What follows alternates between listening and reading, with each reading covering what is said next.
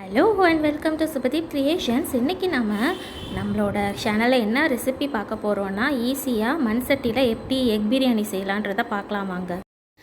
Egg biryani செய்கிறதுக்கு இந்த மாதிரி ஒரு மண் சட்டி, அகலமான மண் சட்டி எடுத்துக்கோங்க. அதில் தேவையான அளவு நெய்யும் எண்ணெயும் கலந்து ஊற்றிக்கோங்க. நான் இப்போ ஒரு 2-3 ஸ்பூன் அளவுக்கு ஊற்றிருக்கேன். அதில் ஒரே ஒரு பிரிஞ்சி இலை, ஒரு அன்னாசி பூ, கொஞ்சோண்டு பட்டை, ஒரு 1/4 இன்ச் பட்டை, 2 கிராம்பு, 2 ஏலக்காய் போட்டுட்டு கொஞ்சமாக மிளகு, சீரகம், இது ரெண்டுமே அரை ஸ்பூன் எடுத்துக்கோங்க. ரெண்டும் எடுத்துகிட்டு நல்லா பொரிய விட்டுக்கோங்க.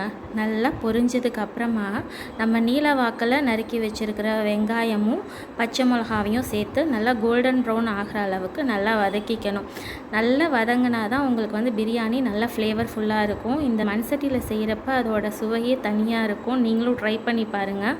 இப்போ நல்லா கோல்டன் ப்ரௌன் கலரில் வதக்கிக்க போகிறோம். இப்போ பாருங்கள், நல்லா வதங்கினதுக்காக நம்ம மூடி போட்டு கொஞ்சம் நேரம் வதக்கிட்டு, நெக்ஸ்ட்டு அதில் 1 ஸ்பூன் அளவுக்கு இஞ்சி பூண்டு விழுது, ஒரு கைப்பிடி கொத்தமல்லி, புதினா ரெண்டுத்தையும் சேர்த்துட்டு நல்லா வதக்கிட்டு, கூடவே ஒரு மீடியம் சைஸ் தக்காளியை நறுக்கி வச்சுருக்கேன். அதை பொடிசாக நறுக்கினதை கட் பண்ணி போட்டுக்கணும். அது கூடவே மஞ்சத்தூள், கொத்தமல்லி தூள், கொஞ்சமாக கரம் மசாலா தூள் போட்டுட்டு, நம்ம இதுக்கு காரத்துக்கு பச்சை மிளகா மட்டும்தான் சேர்க்க போகிறோம். கரம் மசாலா தூளில் உங்களுக்கு காரம் இருக்கும். ஸோ இப்போ நல்லா வதக்கிட்டு, அந்த பச்சை வாசனை போனதுக்கப்புறமா 2 கப் அளவுக்கு தண்ணி ஊற்றிட்டு நல்லா கொதிக்க விடணும். நல்லா கொதி வந்ததுக்கப்புறமா நம்ம ஊற வச்சுருக்கிற சீரக சம்பா அரிசியை நம்ம கலந்துக்க போகிறோம். கலந்து விட்டுட்டு இந்த வேக வச்ச முட்டையை நல்லா கொதிச்சதுக்கப்புறம் உங்களுக்கு எத்தனை முட்டை வேணுமோ அந்த முட்டையை போட்டுக்கோங்க. அதை நல்லா கீறி விட்டு போட்டுக்கோங்க. அப்போ தான் நல்லா மசாலாலாம் உள்ளே இறங்கும். இப்போ கடைசியாக இந்த ஸ்டேஜ் ஆனதுக்கப்புறம் கொஞ்சமாக புதினா, கொத்தமல்லி போட்டுட்டு 1 ஸ்பூன் அளவு நெய் விட்டுட்டு நல்லா கிளறி விட்டுட்டு இதை தம்மில் போட போகிறோம்.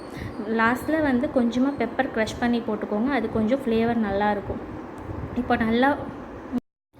இப்போ நல்லா ஒரு 10 மினிட்ஸ் போல் நல்லா தம்லேயே மூடி போட்டு வெந்துருச்சு. இப்போ நல்லா பாருங்கள் எப்படி உதிரியாக வந்திருக்குன்னு சொல்லிட்டு.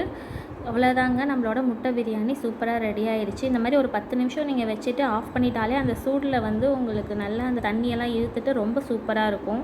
இந்த முட்டை பிரியாணி நீங்கள் சீரக சம்பா அரிசியில் செஞ்சிங்கன்னா அவ்வளோ சூப்பராக இருக்கும். அதுவும் மண் சட்டி ஃப்ளேவரோடு சூப்பராக இருக்கும்.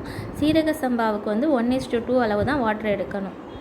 இப்போது நம்ம இந்த முட்டை பிரியாணியை சாப்பிட்டு பார்க்கலாம். இதுக்கு பர்ஃபெக்ட் சைட் டிஷ் தயிர் பச்சடி செஞ்சுக்கலாம். இல்லைனா நீங்கள் ஏதாவது ஒரு சிக்கன் கிரேவி அந்த மாதிரி கூட வச்சு சாப்பிட்லாம். சூப்பராக இருக்கும். இதே ப்ரொசீஜரில் நீங்களும் உங்கள் வீட்டில் மண் சட்டியில் முட்டை பிரியாணி செஞ்சு பாருங்கள். எப்படி இருந்துச்சுன்னு கமெண்ட் பண்ணுங்கள். உங்கள் ஃப்ரெண்ட்ஸ்க்கு ஷேர் பண்ணுங்கள். நம்ம சேனலை மறக்காமல் சப்ஸ்கிரைப் பண்ணிவிடுங்க. பாய்.